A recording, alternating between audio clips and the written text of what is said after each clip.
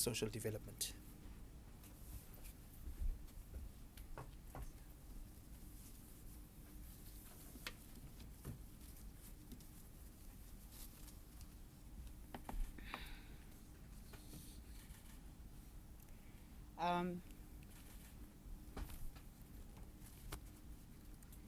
Thank you very much, Acting Director General of the Department of Social Development, Mr. Lindiwe Zulu. I also would like to recognize the officials of the department who are here, and I smile every time I see Brenda somewhere there, because you see, when I think about the basic income grant, I see Brenda walking in and Brenton walking in. I thank you officials for being here. The Deputy Minister, Ms. Henrietta Zulu, and all the MECs who are on the platform right now, the CEO of SASA, Dotsi Memela, and CEO of NDA, Tamo Mzobe, probably connected virtually. We are back again, bantu basemakhaya siphinde sabuya futhi. Sizokhulumisana nani ngendaba engazi kakhulu ukuthi abaningi abasekhaya, abaningi abalahlekelwe imisebenzi, abaningi abangenanto bayajabula kakhulu ukuzwa ukuthi namhlanje sesiphinde sabuya futhi, noma sibuya ngeyodwa nje i-grant le i-social relief of distress i-350. Ngicela nokubonga futhi all our partners who work with us kule service delivery esikhuluma ngayo. Ngizwile ADG ekhuluma ngo-Aldrich Jordan we-GovChat, nabanye ke esipartnera nabo siyababonga nabo ukuthi babe khona namhlanje. I think I'd like to cut the chase and get to the real issue here, and I want to start with what I think is very important for everyone. I will then follow with the rest of the explanation, because I think what is much more important here for the majority of our people who are looking forward to this grant is that the application channels will be opened on Friday, the 6th of August 2021 from 9, and we expect the first payments to be made in the last week of August. Ngicela nokuthi ngichaze kwakona lokho ke, so that abantu ba understand ukuthi masithi siqala ama application asisho ukuthi sizobhadala ngalelo langa, siphindela back to le process esiyasiyenza kudala. Ngakho ke emakhaya ngicela nazi ukuthi siyavula ukuthi nenze ama application wenu on the 6th of August, and September by all means sizowenza konke okusemandleni wethu ukuthi by the end of August last week sibe sikwazi ukunibhadala. Okunye okulandelayo I think okumqoka and very important is the eligibility criteria for COVID-19 SRD grant, and it will be as follows.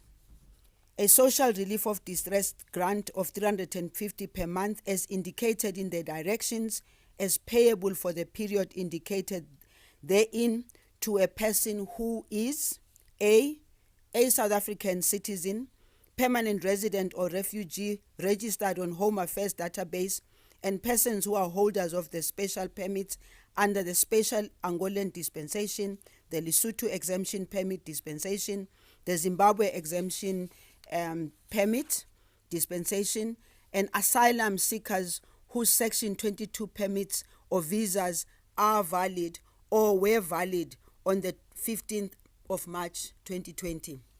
Currently residing within the borders of the Republic of South Africa, above the age of 18 and below the age of 60, unemployed, not receiving any social grant in respect of himself or herself, not receiving an employment insurance benefit and does not qualify to receive an employment insurance benefit, not receiving a stipend from the National Student Financial Aid Scheme and other financial aid, not receiving any other government COVID-19 response support, and not resident in a government-funded or subsidized institution. Caregivers are also not who are not receiving any grant on their own behalf will also be eligible to apply for the special COVID-19 social relief of distress grant. We will remember that this was an addition that the president made when he made the announcement which he made, and everyone was looking forward to that. We will recall, of course, that the president announced the reintroduction of the special COVID-19 social relief of grant. I was not only very happy, but also very encouraged by the care and commitment that our president and his government had shown in cushioning the poorest and distress in our country, especially given the continued hardship that our people are still experiencing as a result of the ongoing pandemic and the devastating effects it is continuing to have on our country and household. I also do want to thank the Minister of Finance, Minister Tito Mboweni, and his team. I know that me and him really we log horns from time to time. We'll continue to log horns because there's got to be an appreciation of the challenges that are faced by our people. And I would like to also indicate that according to studies and research that were done and findings for the period between March and June 20, COVID-19 relief measures were estimated to have reduced the number of households with income below the food poverty line of 20.6% to 18.8%, and the reduction of inequality from 0.644 to 0.613. In addition, research confirmed that the majority recipients used the money to buy food. And we know that they use the money to buy food, the majority of them. And buying the food also means that the money that government is giving goes back into the economy because they go and purchase the most basic needs. And most of their basic needs are food and production that is done in South Africa itself. It is also important to highlight that all recipients who have not received some of their payments during the first iteration of the grant between May 2020 to April 2021 will certainly receive their payments in this new iteration. This will not affect the monies that is owed to them from the first iteration. And I think the CEO of SASSA will also indicate, probably she'll even indicate from a point of view of the numbers of the people we can talk about who did not receive their money. I'm sure she can be able to deal with that. During the first iteration of the grant, almost 10 million applications were received, with just over 6 million approved for payment to the tune of 24 billion. An additional 15 billion was paid as top-ups for a period of 6 months to all grant types. We are also pleased that 100% of these applications were online or digital application, which actually quickened the entire process. We have taken note that the majority of the previous applications were paid to males between the ages of 18 to 35. And I think this data is a data that's very important, not only to the Department of Social Development and its portfolio, but this is data that is very important to the economic sector. This is a data that is important to Minister Thulas Nxesi of Employment. It's important for everybody in government because it gives us a sense exactly who are the people in the main who were losing their jobs, who are the people who almost ended up with nothing. This was due to the fact that we did not change the eligibility criteria for the 350 grant after the expiry of the caregivers grant. This resulted in a gender imbalance where in the caregiver grant, which was accessed primarily by women, expired in October 2020, whereas the 350 grant, which was accessed by mainly males, was accessed in the dispensation and asylum seekers. The caregivers who did not really get this money, we had to make an analysis of the data from looking at who actually got the money and then look at how do we improve it, because in the main, the caregivers are usually women. In the main, it's young women or elderly women in most instances. We would like to, just a second for me. Yeah.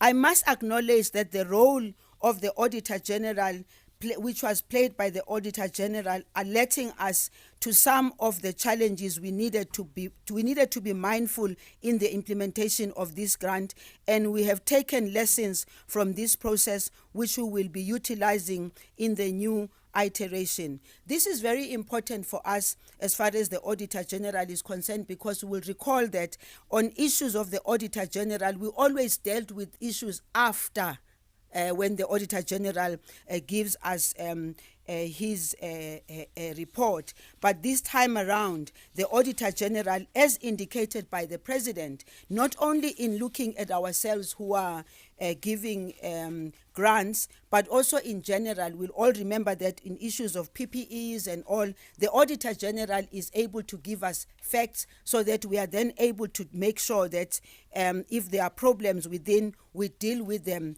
and not after. We would like to reiterate that only those who meet the criteria and have no financial support from any source should apply for this grant. It is also important to emphasize that the previous SRD grant expired on the 30th of April 2021, and this means that all those who had previously applied must reapply. I have been getting questions and answers. Minister, we've been getting our grant. Do we really have to apply again? I want to repeat it again. Everybody has to reapply. In order to enable us to assess their eligibility, as we did every month during the previous period, and all applications will be treated as new applications every month. However, each applicant needs to apply once. Thereafter, the application will be considered. Ngiyafuna ukuthi ngiphinde la ukuthi abantu ababeyithola i-social grant yabo le i-350 yabo kuyafuneka ukuthi futhi baphinde ba-apply, ngoba abaningi babo kungenzeka ukuthi sebaphindela emisebenzini. Ngakho ke le mali esiyikhiphayo siyikhiphela abantu abangasebenzi. Bekusikwenza ke lokhu even sisaqala, abantu bangabe bese bethi yini manje sesishintshile. Asishintshanga lutho. Even na before make sure ukuthi siyabuyela kwi-account yakho, siyabuyela kwi-data, siphinde si-check ukuthi akukho na la uthola khona imali. Ngendlela esisebenza ngayo, sisebenzela ukuthi wonke umuntu azi ukuthi le mali yiyalabo abalahlekelwe imisebenzi, yilabo abangasebenzi. Abasebenzayo siyabacela ukuthi banga-apply.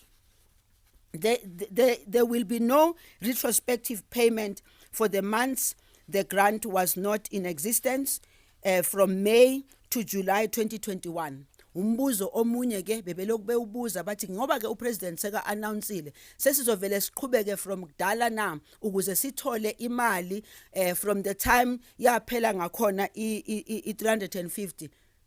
Asibuyeli emuva, siqala la ngo-August. Masiqala ngo-August siqalela phansi sinikeza lo 350. The new application will only be effective from August 2021. The applications shall be considered from the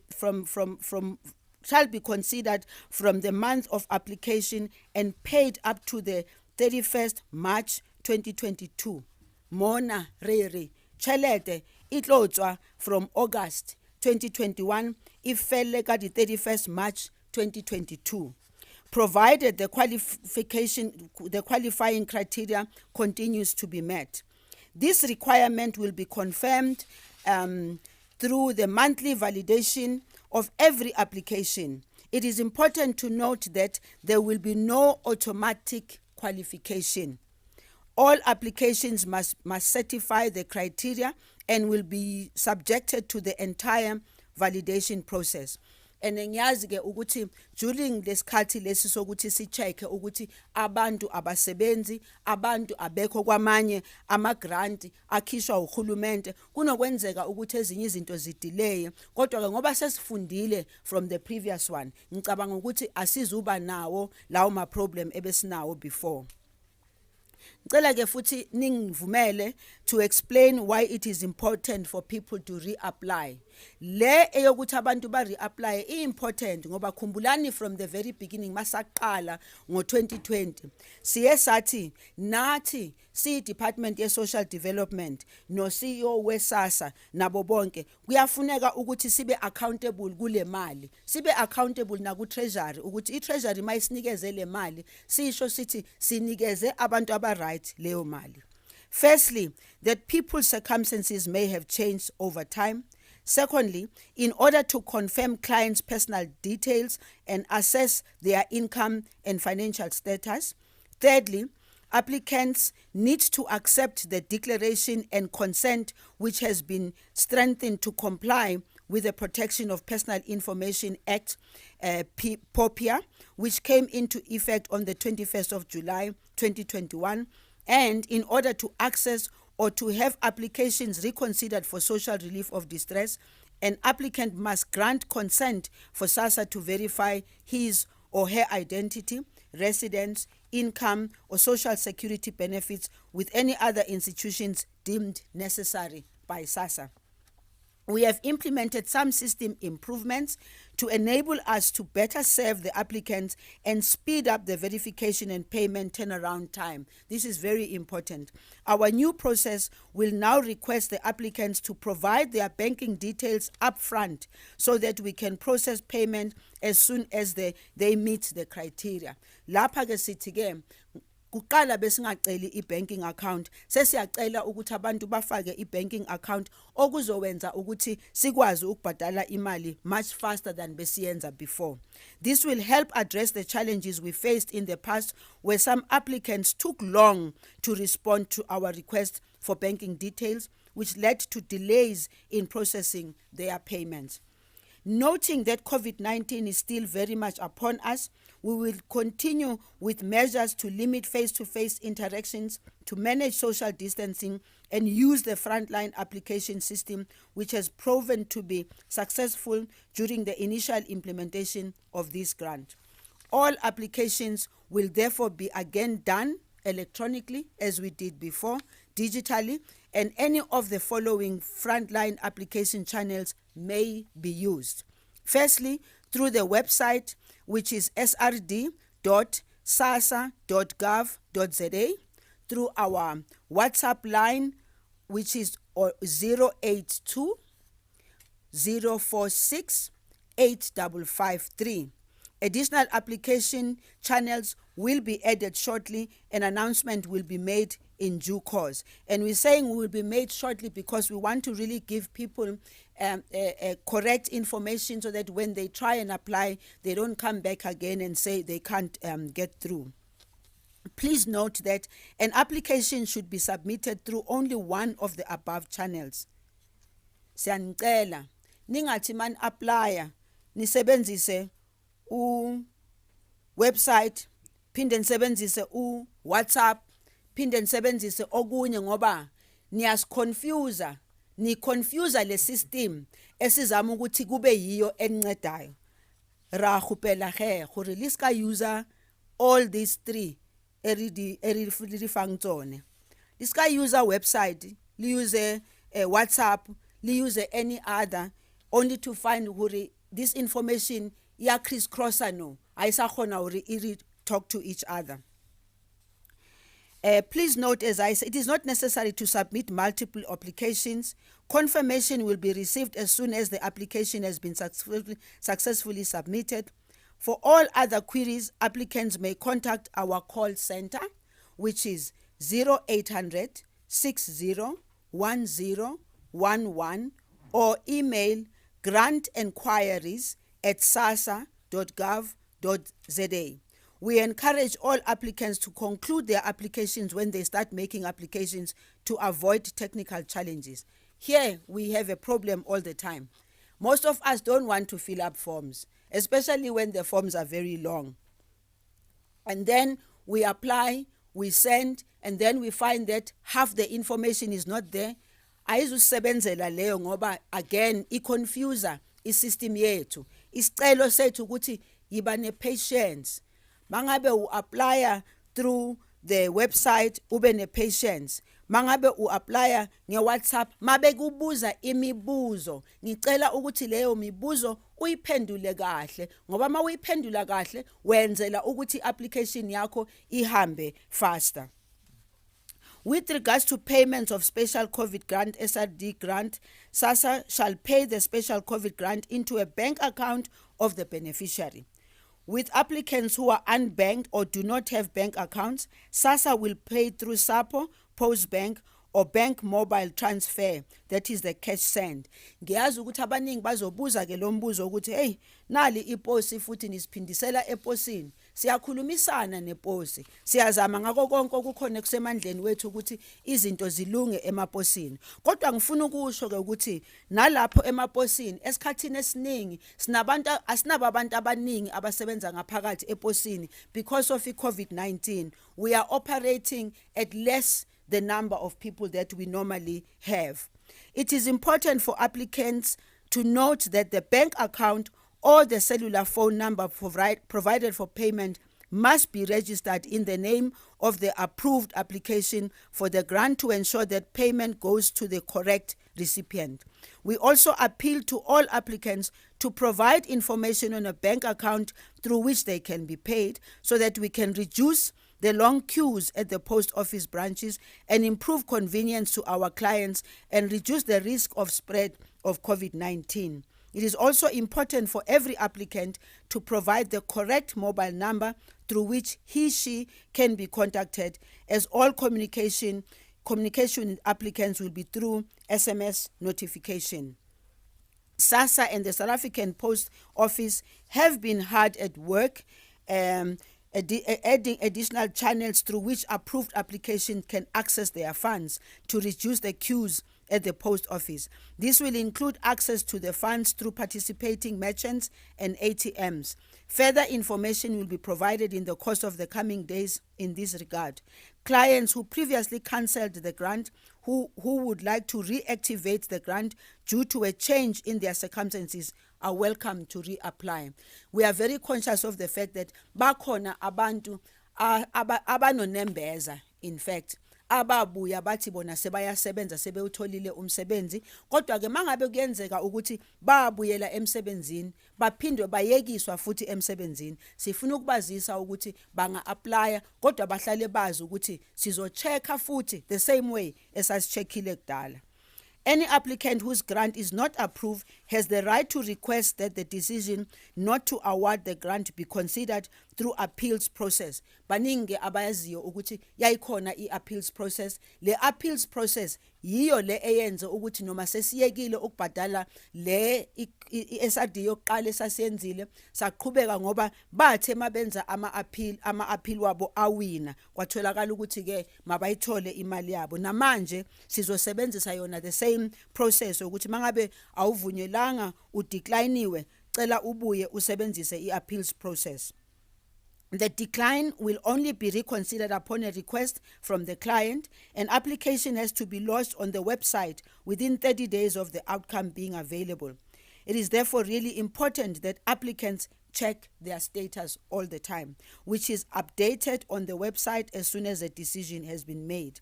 An appeal must be lodged for every month that the grant is declined. I want to once again reiterate that this grant is for people who are under distress. We have in the past year established that there were public servants, business people, and children from financially comfortable families who applied for the grant. I really want to plead with members of the public and of course those who are working in government and all. If you do not need this money, please do not qualify because there are other people who are in a worse situation than yourself. We will continue to monitor any fraudulent activity, and SASSA will implement measures to recover every cent from those who benefited wrongly and will refer this matter to the law enforcement agencies for further action and possible arrests. With respect to the previous special COVID-19 grant beneficiaries paid during the period of 01 on May 2020 to 30 April 2021, outstanding payments are in the region of 45,414 transactions from applicants whose applications were approved but not paid because they could not be traced or they did not contact SASSA to update their personal detail. A total of 571,724 grants which have been approved remain uncollected from the post office, and I urge all applicants who have not received or claimed their grants to urgently contact SASSA, as they will only have until the 31st of August 2021 to make inquiries in respect of the previous grant from May 20 to April 2021. I also wish to urge these who have not withdrawn their payments to do so before the 31st of August 2021, because ke labo abangayilandanga imali yabo sesizoyithatha leyo mali siyiphindisele kwa treasury. Umthetho usho njalo ukuthi senze njalo. If awilandanga imali yakho until the 31st of August 2021, isikulahlekele ke leyo mali ngoba bakhona abanye abantu abayifunayo leyo mali. Mona ke kopa go tlhalosa gore ba ne ba applyile ene ba sa ilata tšhelete ya bone, ba be ba ithotse information ya gore ba tshwanetse gore ba ilate tšhelete ya bona. If ba sa ilata tšhelete by the 31st of August 2021, ba ka se kgone go ithola tšhelete eo anymore. Any applicant whose application was approved but not paid because the applicant could not be traced or the applicant did not contact SASSA to update his or her personal details shall forfeit the money to the state after the 31st of August 2021. And I'm sure ukuthi uMinister Mboweni uyayifuna yonke le mali engathathwanga ngoba kukhona la ifuneka khona endaweni eziningi. Yesterday was the start of August pay run with payments to older persons, and payments went well across the country. We thank our stakeholders, particularly the banks and the retail sector, for their support in supporting us here. I am aware that there were some challenges somewhere in KZN. I did get calls from people, and I passed over the calls to the CEO, and the CEO did follow those up. I'm hoping that those challenges that were raised with me yesterday were sorted out. So the National Department, together with the provinces, are working hard with SASSA and the affected provinces to repair and reinstate some of the affected services so that we can rebuild and recover what was lost.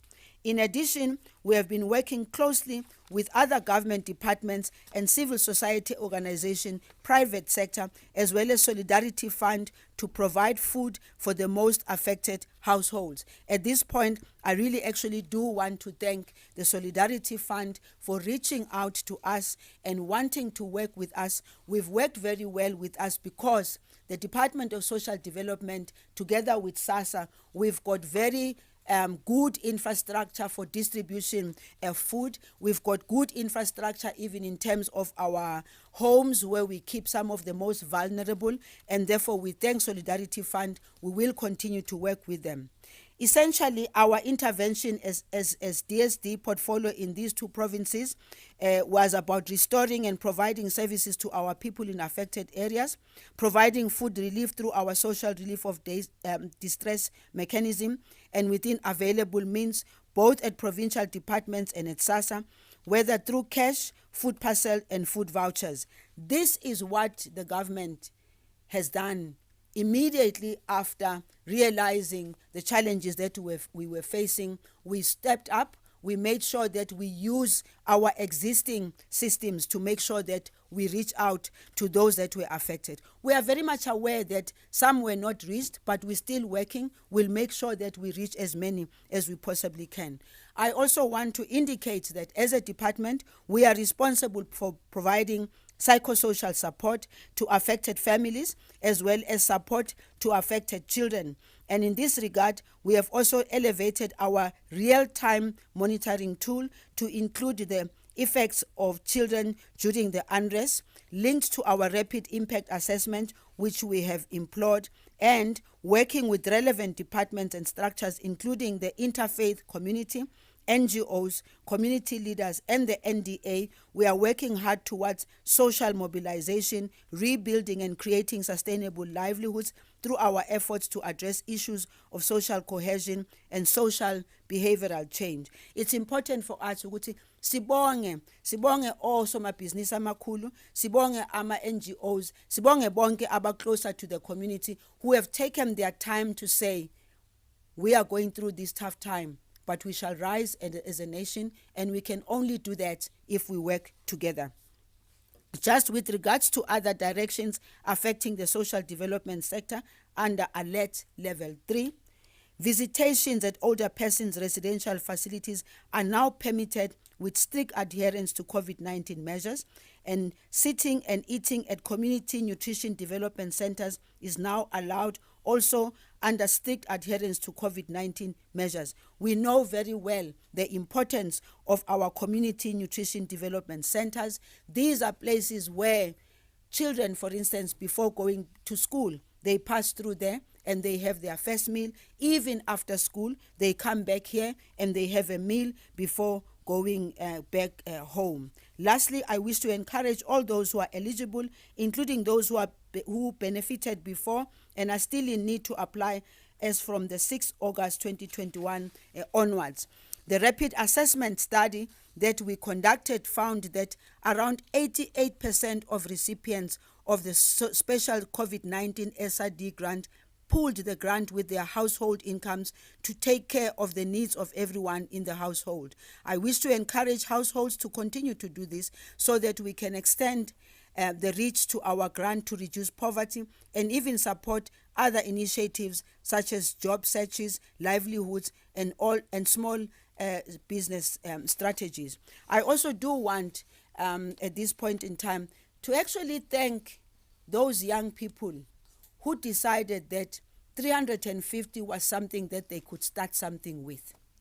350 rands was something that they could pull first month and second month, and I'm sure baye babopha izisu ukuthi bangajaheli ukuyothenga izinto abangazinidi ukuze bakwazi ukuqala amabhizinisi. Sizothola isikhathi sokuthi sibavakashele labo abaqala amabhizinisi. Sizothola isikhathi sokuthi sisebenzisane futhi no Minister we Small Business Development ne Department ye Small Business Development, because ayikho into edlula ukuthi umuntu akwazi ukuzimela. Mina nje ngimela ngiyazi ukuthi sikhuluma ngo350, but ngiyazi ukuthi the majority of South Africans do want to wake up in the morning and go to a job.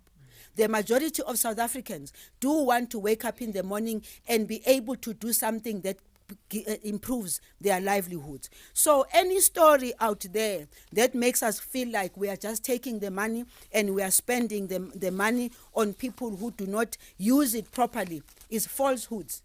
The fact of the matter is that our people are struggling. The fact of the matter is that there are no jobs. It's very difficult for people to look for jobs. The fact of the matter is that those who are unable to help themselves, it is our responsibility, which is enshrined in the Constitution, to help those so that they can be able to stand on their own 2 feet. Thank you very much.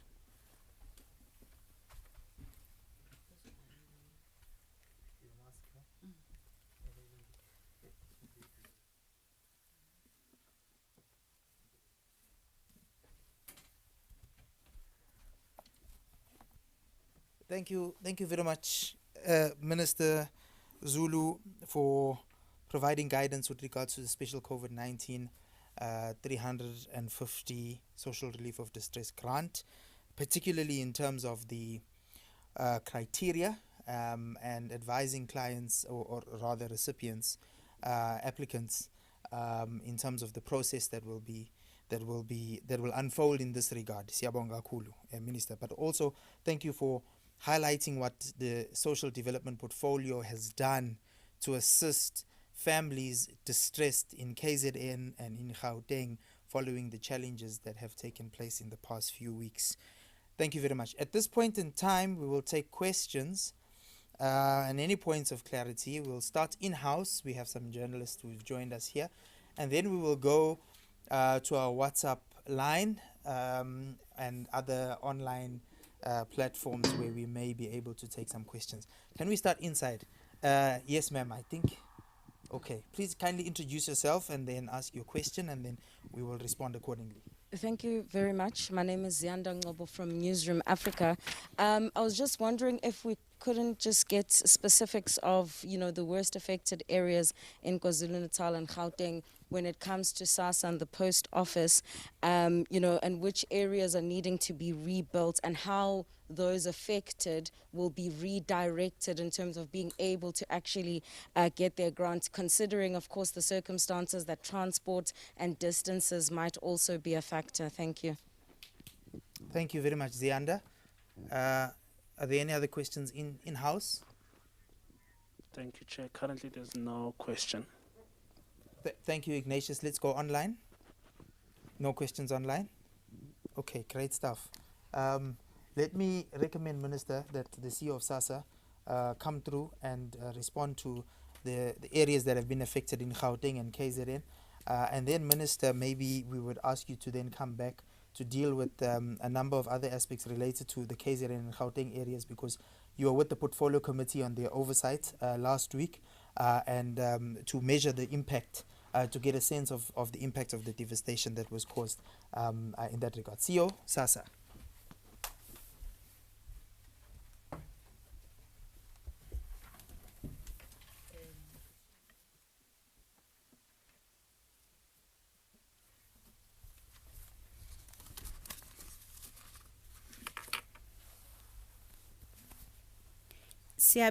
Siyabingelela laba basemakhaya. Good afternoon. The one exciting thing that I've seen in the past few days since the destruction that we saw in KZN in Gauteng is what we can do as business and as government when we work together. We've been working together with the banks through BASA, together with all the retailers, and we've been constantly engaging to find solutions in terms of ensuring that those people, Zianda, that you were speaking about, that they get their grant. The Minister was earlier on indicating that we did have a challenge. We had a challenge only in two areas in KZN, Mhlwatini,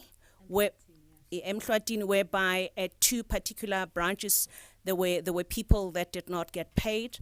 Those are areas where the post office, in areas where there was complete destruction, actually went out of their way to create infrastructure in halls so that people could get paid. Unfortunately, in one particular hall that they had created, after 30% of the people had been paid, they had a challenge with the battery, had to go and recharge and came back. In one other branch, again, because it means that cash and transit vans need to go to more extensive areas than they did before, because infrastructure has been destroyed. They got to the area late, and unfortunately a scuffle ensued in that particular area. So what one would plead with our people is for us to plead and for patience, because both the banks and the retailers are doing the best they can to ensure that all the beneficiaries that require to be paid actually do get paid. We have mobile ATMs that have been galvanized to make sure that people can get paid. So I really do thank the partnership that we have with all the other partners. The other additional thing that the banks have done is knowing that some people will not have access to the banks of their choice. For example, of the 11.3 million beneficiaries that we pay, 70% of those beneficiaries get paid through the post office, but they use other infrastructure, which is the retailers and the ATMs. And in some instances, they would go to an ATM, which means that they are going to incur charges. This therefore means that because of the reprieve that the banks have come up with, where clients are not going to be charged, it therefore means that clients can still get all their money except only for the basic money that needs to be paid. So I'm really grateful to the support that we've received from the partnerships that we have, and will continue to monitor because for the next 3 to 4 months, it's going to be challenging to actually rebuild in all those areas that have been destroyed. What's exciting is that in many of the branches, we had about 3 branches that were affected in our spaces. In our space, as SASSA, particularly post office, has got more. But all those branches are beginning to come up to stream. For example, the branch in Alexandra should be opening next week, and in the other areas we didn't have a major impact in Gauteng, but where we had an impact in KZN, those branches, sadly, that were destroyed, were beginning to build again from scratch to make sure that we can continue to provide a service to our people and make sure that a delivery actually happens. Thank you. CEO, can I please ask you to stay there? There's a question that has been asked by ENCA from Lindiwe Zulu around how we're going to ensure that there is no depletion of money at post offices anymore, as well as how we're going to ensure that there are no long queues at post offices when recipients collect their monies. The Minister indicated earlier on that we've been hard at work to find alternative solutions for our clients so that we can ensure that we don't have the long queues that we used to have, that we still have, because we do have about 116,000 people that have not collected their money. The Post Office, together with Postbank, which is their banking partner, have looked at alternative channels where the clients can actually go and receive their money. So they've been working on a solution, which means because you've been KYC'd, if, for example, you already have a bank account with Postbank, it therefore means that your KYC status exists. So when you reapply, it will automatically be locked, which therefore means that you can then choose to either go and get paid at the post office, or you can go and get paid at a retailer that the post office has been engaging, whereby you can be able to buy with your 350 using a PIN that will be sent through to you, whereby you'll use both your ID and also the PIN that you will get on your cell phone to make sure that the money that you have, which is yours as defined through your identity, which is through your ID, can then be linked to the cell phone that you actually have and applied with. So this is an exciting solution that a post office in partnership with Postbank have come up with, and other retailers will come on board. They have 1 or 2 that have already signed up, but by the time we start paying, which we are looking at the last week of the month, we believe that they would have actually engaged with most of the retailers to make sure that they can assist. There's also a bank or 2 that they are engaging that is going to provide that support. So the idea is to spread the feet and make sure that not everybody actually goes to the post office, so that we can manage the process of queues and manage the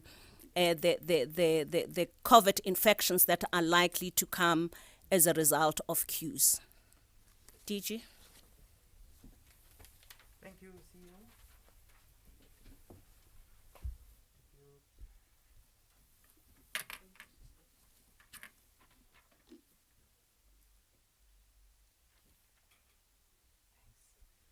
Thank you very much, CEO of SASSA. There was another question that was asked by Lindiwe Zulu from ENCA, asking whether there are any considerations for a permanent grant. Some organizations have been calling for a consideration of a permanent grant, and whether there are any discussions in this regard for those without income. What are the considerations in this regard? I want to check if there's another question online. Ignatius? Thank you, Chair. I have a few questions. I'll start with the first one from Lindiwe Zulu from Righteous.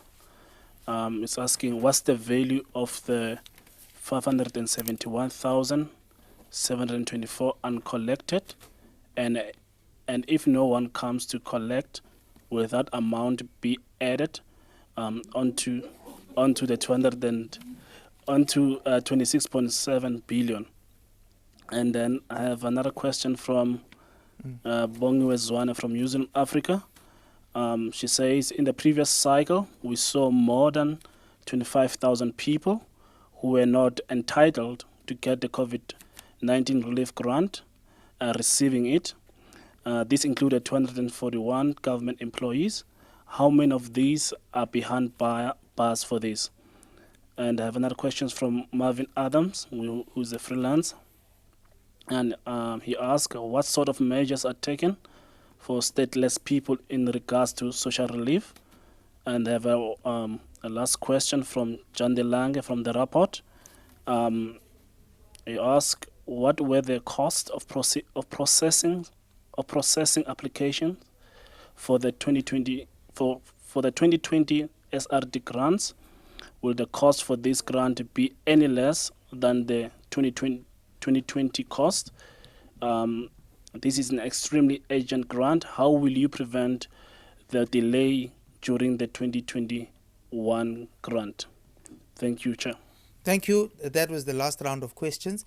I'll ask the CEO of SASSA to come back on one of those questions before we ask you to come back, Minister, if that's okay. CEO SASSA, a number of questions.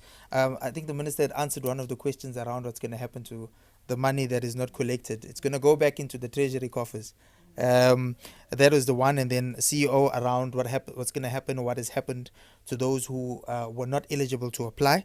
And then the other question was around the stateless people. CEO? And the cost of the processing, I don't know if you have the cost of processing the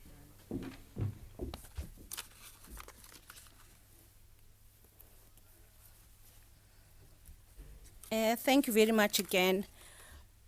What's important to note, and it's of great concern for us because we understood that the people that applied for the grant were actually people that were needy.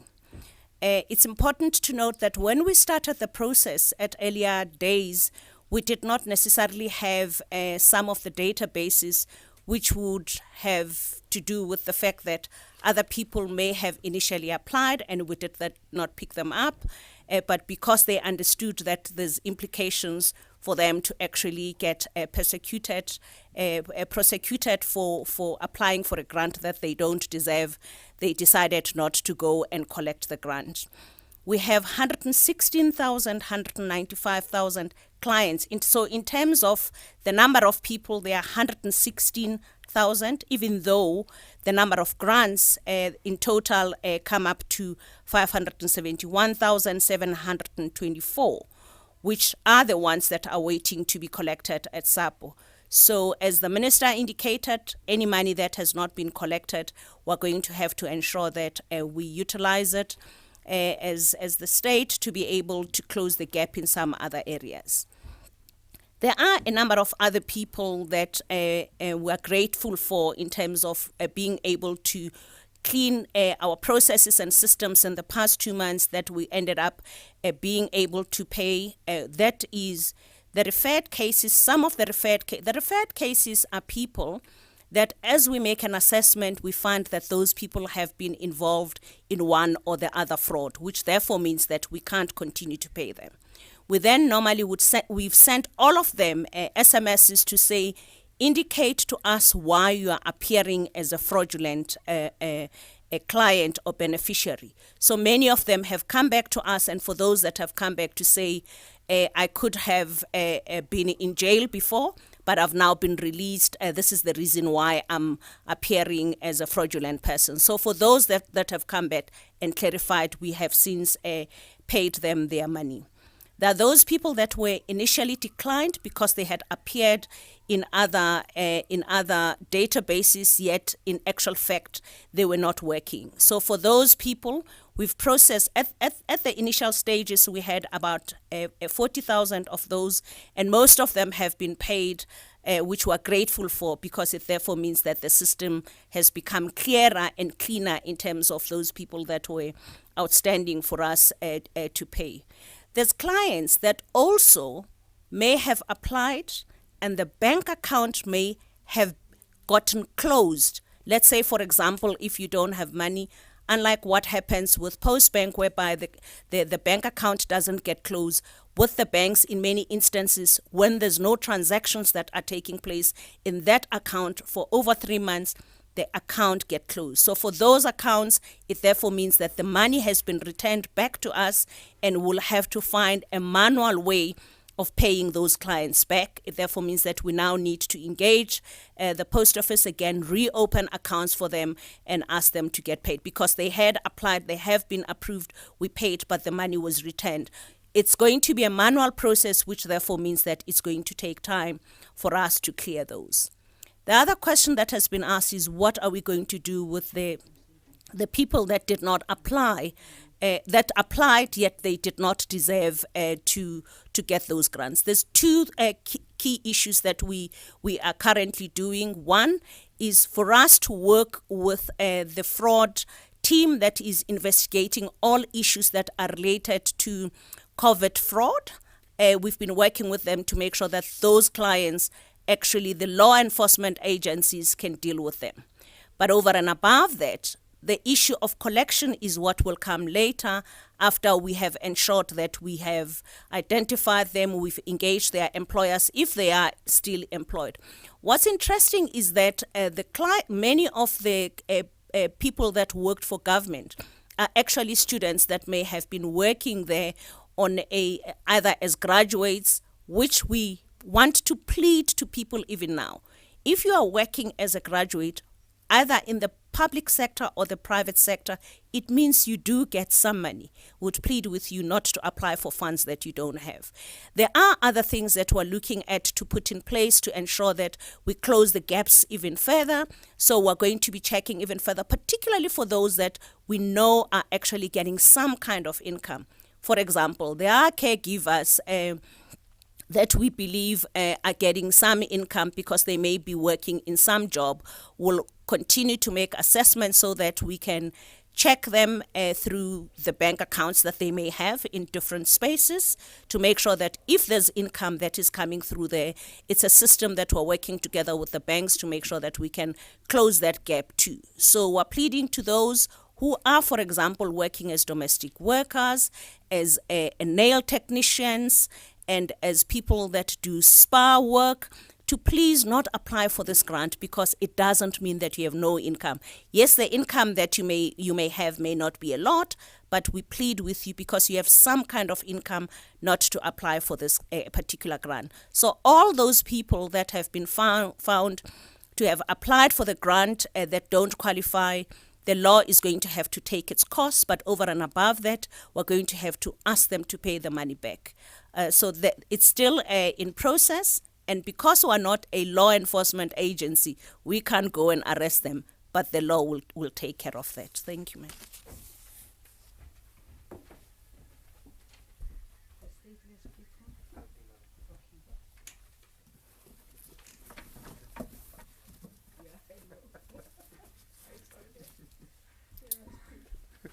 Thank you very much, CEO. Just to also indicate, there was a question around what's happening to the government officials who have applied, or who may take the chance to apply. As the CEO indicated, the law will take its course in that regard, and the previous iteration, the relevant departments were informed formally around this, and the necessary measures, whether it's disciplinary measures and other related measures, will obviously take place. There was a question by Mervyn around stateless people. Look, we need to have some sort of identification when people are applying, to ensure that we get the grant to the right person.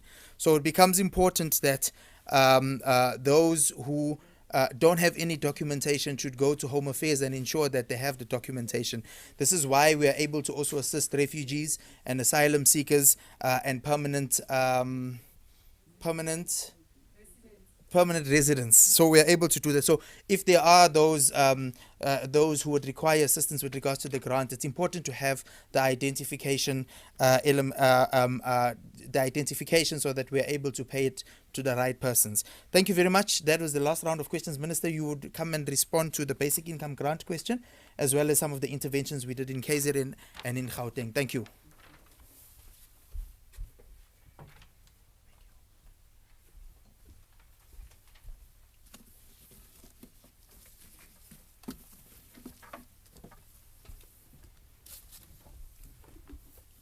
Thank you very much for that question with regard to the recent upheavals that we had.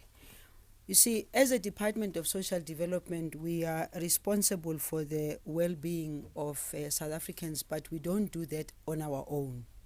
We entirely depend also on the service delivery of other departments, and therefore, in response to the recent upheavals that we had that ended with violence, that ended with deaths, that ended with looting, that ended with destruction of property. As social development, working together with other departments in government, I think what's important is for us as South Africans overall to see that we have found ourselves in a difficult situation, and hardly any one of us would have expected that something this big would have happened. And therefore, while looking at why it happened, what's happening behind it, it's also important for us to focus on how are we going to rise above and make sure that we fix what has gone wrong. Of course, as a department, our major service is the care and support services that we need to give to the vulnerable groups, and I've already indicated the areas where we are supporting from a point of view, what exactly are we going to support our people with. I've spoken to the issue of the SRD, which of course has now been extended. I've spoken a lot about the issues of food and the distribution of food parcels and all. Now is also the time for us to be aware of the fact that when it comes to the issues of food parcels, SASSA and ourselves were in a very long discussion. We're still in the discussion about how do we balance this. Because remember, at the beginning of COVID-19, there were lots of complaints about the food parcels not going to the right people, food parcels being used and abused by other people.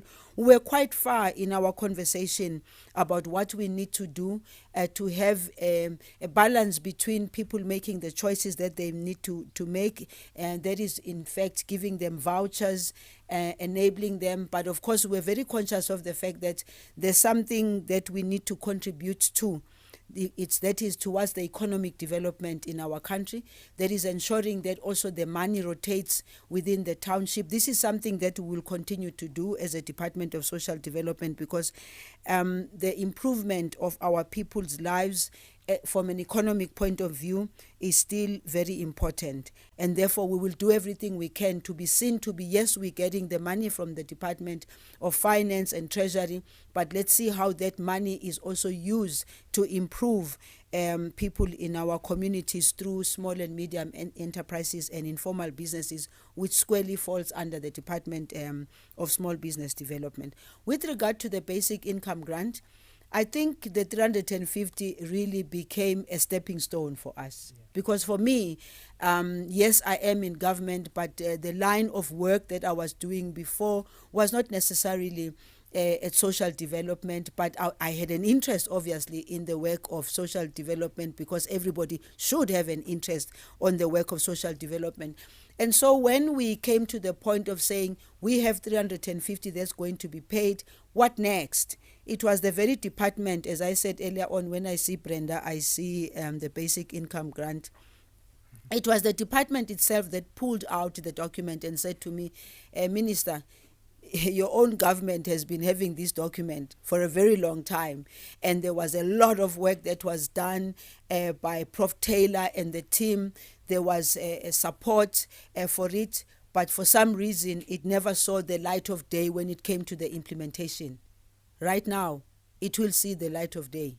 Right now, it has to see the light of day. Right now, it's got to be done, because if we don't do it, we are going to be in a very difficult situation where we have to deal with the people who are falling in the cracks, who have nowhere else to go, nothing else to do. So they have to be covered like everybody else is covered. And I'm also very sure that with the creativity of South Africans, it's quite amazing how since we pulled this document out, not only people in government have been supporting it, Not only in Parliament has it been supported. We've got organizations, researchers, non-governmental organizations who have come through and said, Minister, we were part and parcel of putting this thing together, helping the Taylor Committee. We went this far. We are very grateful that you've put it back on the table. Now it's about how do we implement it? How do we find the best funding and financing of it? And again, we cannot do this alone as the government. We need to be able to engage with the private sector. We need to engage with researchers. We've actually even looked at how other countries are dealing with it. It was quite interesting for me to even be requested to say, go check with the ILO, how ILO has been helpful. Go call a roundtable discussion. The ILO can be able to help you about how other countries have been doing it. So for me, it's about pulling our resources together, because the one thing that we cannot afford as a nation is the growing hunger, is the growing unemployment, is the growing desperation by people who feel, yes, we are there, yes, we can go and vote, yes, we can do this and that, but we're not seeing the economy coming through to us. We're not being assisted to be able to stand on our own 2 feet. And I think that this is one big discussion that needs to happen, and make sure that it happens in South Africa. Thank you.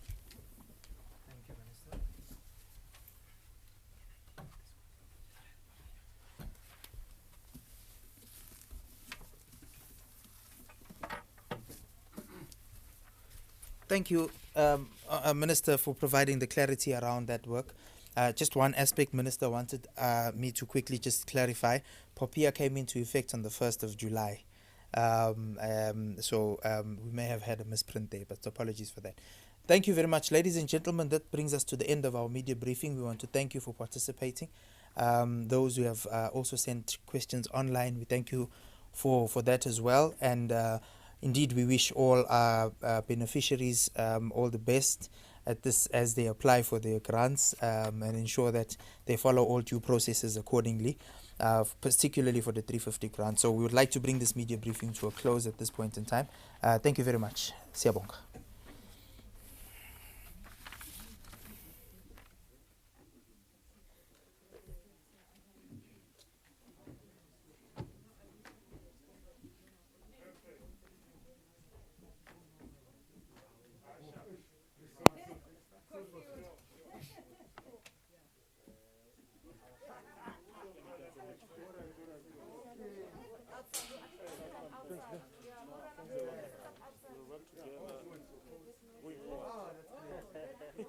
What's the name? Jaconia. Jaconia. Yeah. So can you send it to share with me?